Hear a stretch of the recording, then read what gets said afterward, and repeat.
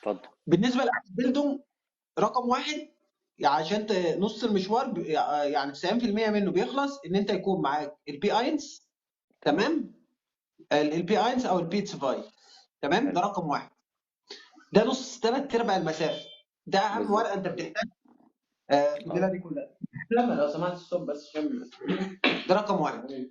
النقطه الثانيه، بتتكلم بقى اللي هو ورق بسيط جدا، زي مثلا بتتكلم اللي هو اللي يكون معاك ثانويه عامه. اه، حلو، الثانويه العامه. او حاجه بتعادلها مثلا زي دبلوم.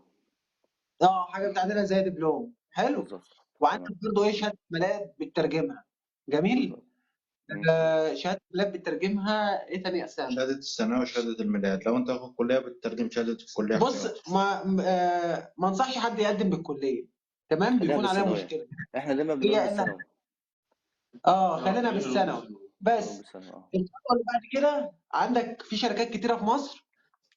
بس كل واحد بقى ايه في الحته ديت. انا ما اقدرش ارجح الشركه بعينها، عشان لو قلت اسم شركه حد يروح ياخدها. لان ثلاث ارباع الدنيا مش مظبوطه، يعني انت محتاج تشغل بالظبط. عقلك، ومحتاج وت- تروح وتدور في الحته دي بنفسك، لانها ومحتاج تشوف تتاكد.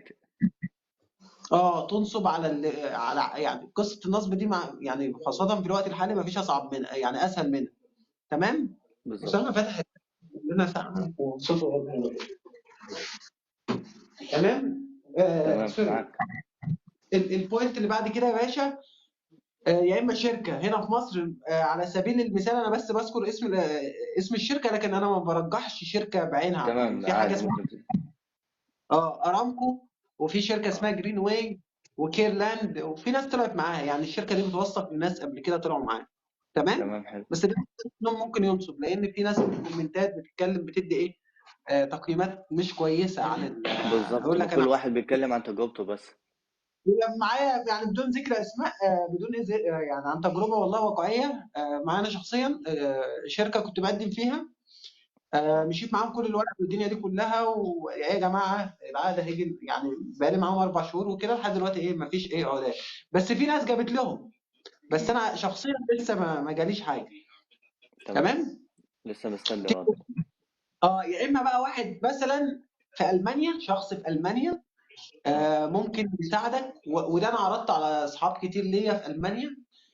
قلت له يا باشا ممكن لو تجيب لي عقد اوس بيلدونج، وهديك عليه مثلا 1000 يورو.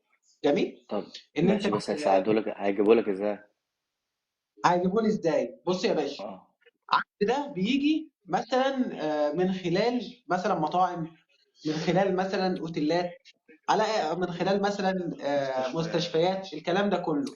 مستشفيات مش معنى مستشفى، ممكن يكون ايه، ميديكال سنتر او مركز طبي او الكلام ده كله.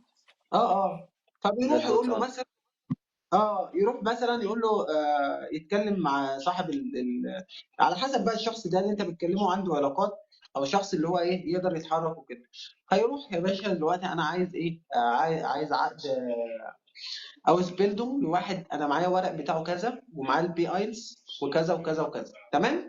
فبيقدم بقى تمام. الورق ايه، يقدم في مثلا في المكان اللي هو رايح له ده. حلو. حلو. وبيحدد معاك انترفيو. ويحدد معاك انترفيو اونلاين.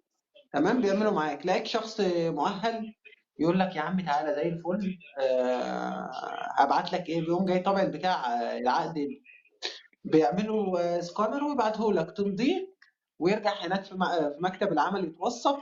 وانت بعد كده ايه بتاخد بتقوم جاي طابع العقد بعد ما تمضيه الكلام ده كله، وتوديه لايه للسفاره، بتاخد ايه على التاشيره.